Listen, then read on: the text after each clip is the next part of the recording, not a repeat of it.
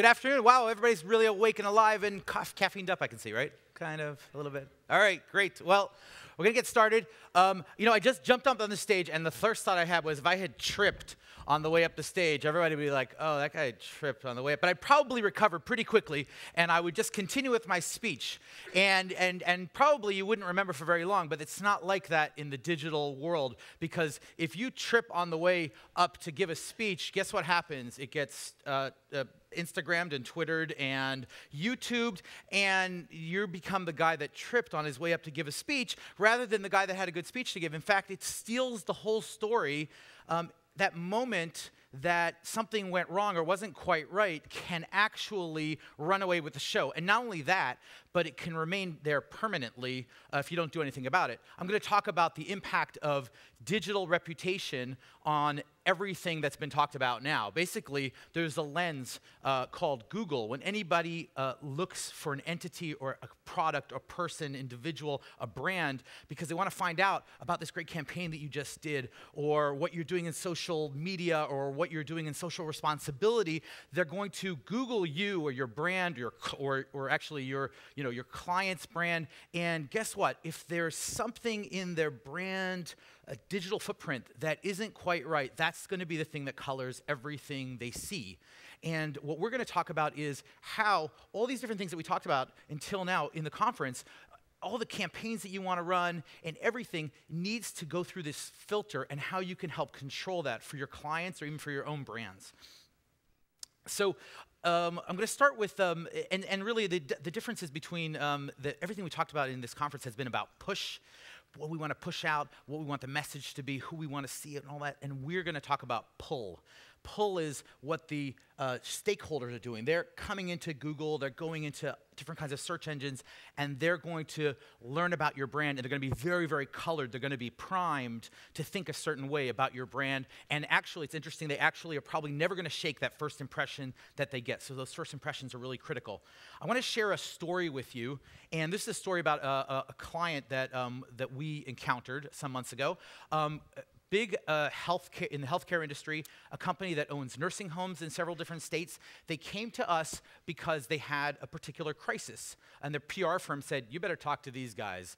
They were not in good shape." What was their crisis? It was actually a relatively small crisis for a company that owns nursing homes. An employee was unhappy, and so they had a lawsuit. Well, it started snowballing, and instead of being about this one employee, suddenly there were other newer gripes. Maybe there were other employees that weren't happy, and it started to be the thing that you find whenever you look up the brand. And different stakeholders looking up the brand started to find this information. Suddenly you're not a healthcare company, you're a company that has a problem. And they came to us, and they said, what can we do about this? The crisis communications firm was there, and they said, we've got a crisis plan. We are going to, these are our talking points. These are the events we're going to be hosting. This is a thought leadership piece. And we said, hold on. Everything you do is going to be premature because everything right now is colored by the crisis. And we took a step back, and we said, you got to take a deep breath. I don't do that.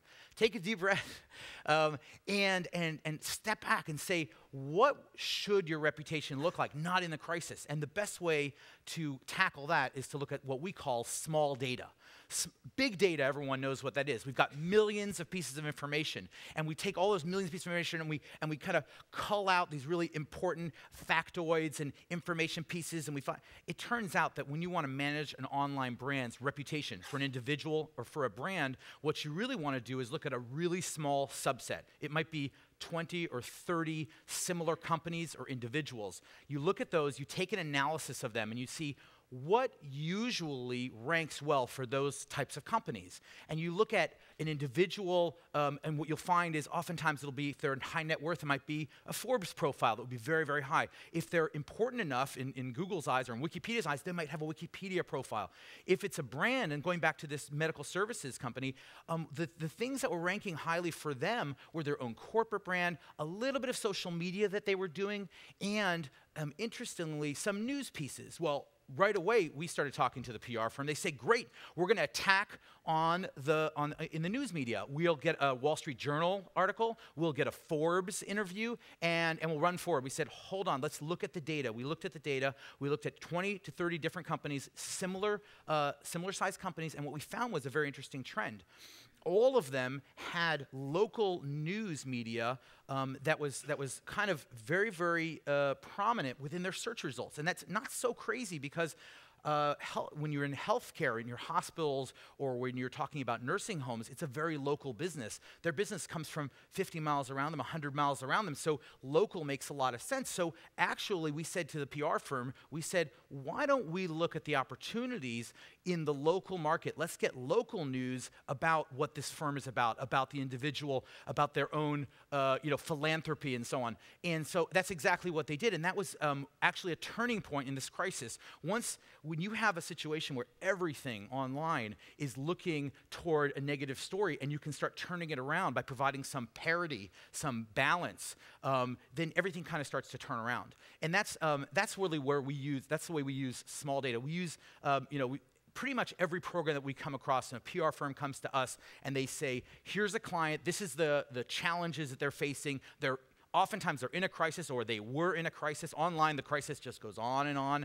We look at it and we say, we always take that step back and say, let's not think about just that negative result and how we get that gone. Let's think about the context. Let's think about what should be there, what's normal to be there. How do we work with the Google algorithm, with other algorithms online to provide the kinds of content? And we look and we find lots and lots of opportunities rather than just looking at the negative side of it. And I want to pause now. I have another scenario I'd like to walk through, but I don't have that much time, and I would love to see does anyone have an example of a crisis, maybe an online crisis that they could throw out. I'd love to deal with a live kind of example. If anything comes to mind, a client that they have or someone else has, anything? Otherwise, you're going to have to hear my story. Nothing? Everyone, you guys are not awake. All right, well, go ahead. Passengers trapped on the tarmac in a plane. Passengers trapped in the tarmac on like maybe JetBlue or something. So,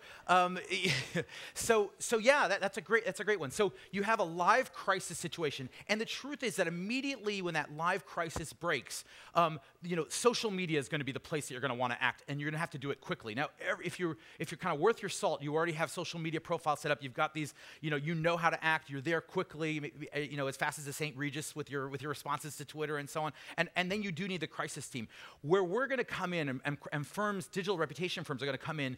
We're going to be there probably just behind those guys, because we're going to be the guys that say, this crisis needs to play itself out, but we can't have it last 3 days, 5 days, a month, a year. It's interesting, you look at well-known crises, you look at the Valdez oil spill from God knows how many years ago. You look up Exxon, I believe, right? It's Exxon. You look up Exxon, and it's still there in the top 10. It's years and years and years have passed, and it's still there. It's like one of the things they're known for. And so I would say the thing that we're going to look at is we're going to look for balance. We're going to say, what is it's about the airline. The key word is going to be the airline, typically. And what we don't want to happen is this result that lasts forever. And I would say that most of our clients come to us, and most clients that are referred to us by PR firms are ones that kind of have it's like they walk around, they've got this long tail of something that's just wagging behind them, and they just cannot kick it. It's always there. And so what we're going to do is we're going to take all of the opportunities that are there, and there's a lot of opportunities for an airline. You'll find there's certain patterns. You match them up against 10 other airlines that are similar, and you'll find, well, they all have Facebook at number 3, they all have Wikipedia at number 2, and so on. So all these things can be kind of managed. One of the things you'll find almost always is that their own website will be at number 1, but sometimes it won't be, they won't have optimized things so that they get like those extended site links, so they get capture half the page. Those are the kind of things that we would come and work with the team on. We would say, how do we capture more of the page for you? How do we get the LinkedIn profile to rank higher, and work with your Twitter and with your Facebook? Not that we're going to be the content people on it, but we're going to work with those people to make sure that you're getting those higher ranks. And then basically taking over more and more of the territory with your own content, with third-party content, and really giving the opportunity. I mean, the goal is not to, if there was something negative, we never want to see it again, we're going to trash that or somehow flood the zone with good content or something like that. It's just not about that. It's using all of the available resources that are out there. And so So it's an interesting example. The typical case would be like 6 months later. There's those 2 results that are still hanging out there, and it's going to take some number of months to actually understand why they're still there. What do they express? And sometimes what you'll find is it's a certain type of site. It's a review site. It's like, it might be one of those. I'm trying to think. It's like a traveler, one of those traveler forums, and that's where it's all kind of hit. But we've seen brands where they turn it around. If the social media response is spot on, if they go and respond in the same places where the problems are, then that becomes a story instead. So it's like and that's actually a common theme. It's rather than running away from problems, we find where the problem is. The problem is in social media. Let's attack it in social media. Is it a local issue? Go for local. The way to deal with digital reputation management and digital reputation challenges is almost always going to be to figure out what is missing from the story, where is the problem, and then just kind of attacking it head on. And just have a couple more minutes. I'd love to take any questions if anybody has. Questions? Comments? So once again, if members of the audience are going to be a little hesitant, I'm going to jump in.